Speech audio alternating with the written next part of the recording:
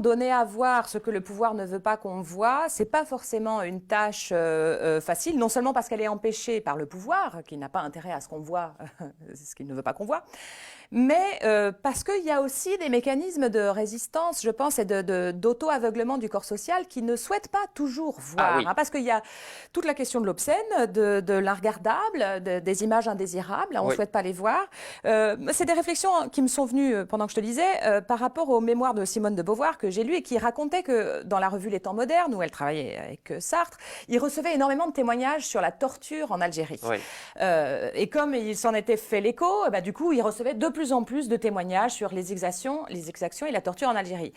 Outre que ça rendait Simone de Beauvoir absolument malade d'être submergée par des récits totalement atroces, petit à petit se faisait une réputation des temps modernes comme journal de l'obscène, du dégueulasse. Ah, vous faites votre commerce avec ces scènes de torture. Vous avez le goût de ça, c'est ignoble, c'est dégueulasse. Bref, on reprochait aux montreurs de l'obscène, en fait, de l'horrible, d'être complice de l'obscène, de faire spectacle avec ça. En fait, c'était une manière de refuser, parce qu'il y a des tas de choses qu'on ne souhaite pas voir. Et donc, faire émerger ces images, c'est pas seulement lutter contre la censure du pouvoir, c'est lutter aussi contre les mécanismes de résistance du corps social tout entier. Oui, c'est vrai. Il y a une proposition très puissante dans le texte de Spinoza, dans la partie 3, qui dit ceci: l'esprit, autant qu'il peut, s'efforce pour imaginer ce qui augmente la puissance d'agir de son corps. Bon. Alors, et oui, c'est vraiment de ça qu'il s'agit, parce que c'est le mécanisme de réduction de la dissonance cognitive. C'est-à-dire, si des idées ou des images trop attristantes me parviennent, alors il peut y avoir un mécanisme réactionnel du conatus qui va leur faire barrage, qui va les écarter, qui va s'en détourner, etc. Alors tu cites là l'exemple de Simone de Beauvoir. Moi, il y a un autre exemple extrêmement différent auquel je pense et qui est celui d'une politique de la condition animale. Ah j'y pensais. Je voulais justement t'amener là-dessus. Bon, alors voilà, c'est typique. Il faudrait... Il y a un historien qui s'appelle Alain Corbin qui a une œuvre majestueuse qui consiste en une anthropologie du sensible. Alors, il a fait toutes sortes de choses sur comment on variait historiquement les sensibilités au son. Il a fait un livre sur les cloches des églises, sur l'odeur, l'olfaction. Il y a un livre qui s'appelle Le miasme et la jonquille, qui est formidable. C'est bon. Et qui montre qui évoque dans un livre, je ne sais plus lequel, la manière dont l'abattage des animaux a été sorti des centres-villes. Voilà, il y a un moment où la sensibilité a évolué d'une manière telle qu'il devenait intolérable qu'on abatte en pleine ville, que le sang coule dans les caniveaux, etc. Et les abattoirs ont été envoyés en périphérie. Bon. Ils ont été envoyés en périphérie précisément pour que la sensibilité soit épargnée, pour qu'on ne voit plus. Et alors on voit bien l'effet que produit la diffusion de ces vidéos sur l'intérieur des abattoirs. Ouais. Ah, non, alors là, c'est terrible. Alors, les regarder ou ne pas les regarder? Si tu veux pouvoir continuer à manger de la viande avec la paix de l'âme, il ne faut pas les regarder. Absolument.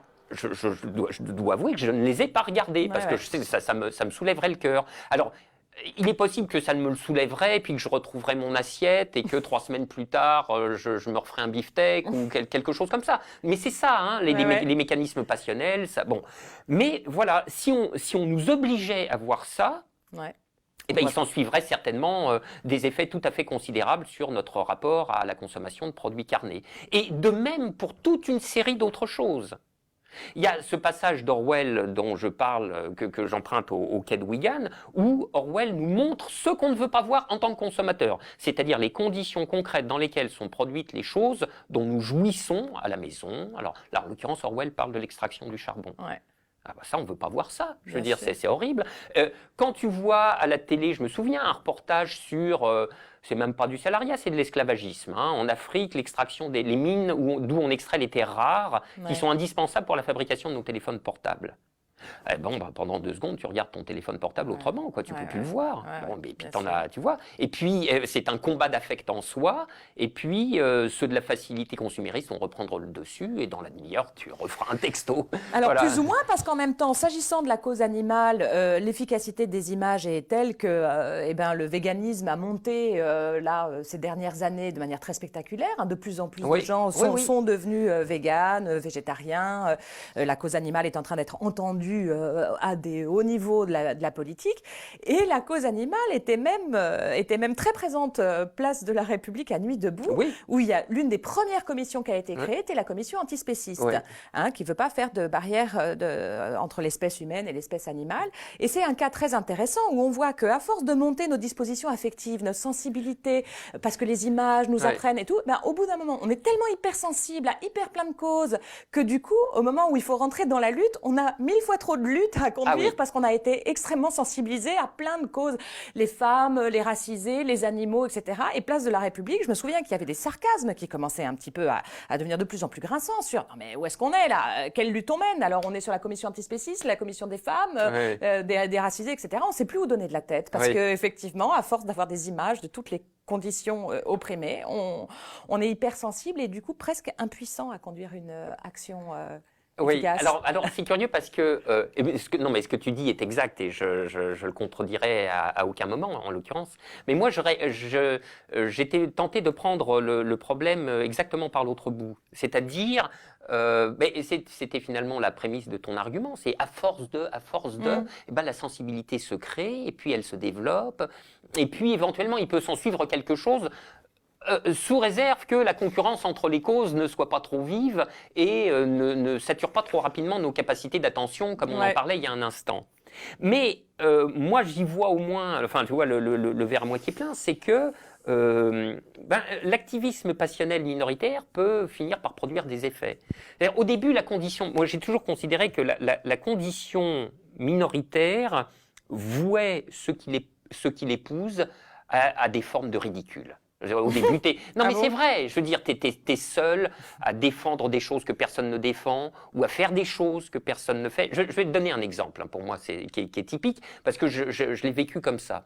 La première fois que j'ai assisté à un débat public dans la rue des indignés, ça devait être en 2011. Bon, alors j'ai découvert les pratiques des indignés. On s'assoit, on est le cul par terre et on fait les marionnettes. Voilà. Et j'ai été submergé par... Je me suis dit, mais non, ça, je ne ferai pas ça. Je suis désolé, mais je ne ferai pas ça. La première fois, on ne veut pas. La première fois, on ne veut pas. Et je me suis repris en me disant, mais oui, mais ça, c'est le propre de la condition minoritaire. Donc, on ne peut absolument pas exclure, je ne dis pas qu'elle se produira, mais après tout, sur le papier, on ne peut absolument pas exclure une trajectoire dans laquelle cette pratique deviendrait majoritaire et irait tellement de soi que personne ne comprendrait qu'on puisse faire simplement autrement. Et que le ridicule des premiers temps, qui est propre à la condition minoritaire, bien plus qu'à la pratique elle-même, à ses contenus substantiels, aurait été complètement dépassé et une nouvelle norme se serait établie. Donc, il y a des luttes comme ça qui au début paraissent à moitié hystériques, etc. Et puis, certaines peuvent faire des progrès, certaines peuvent gagner.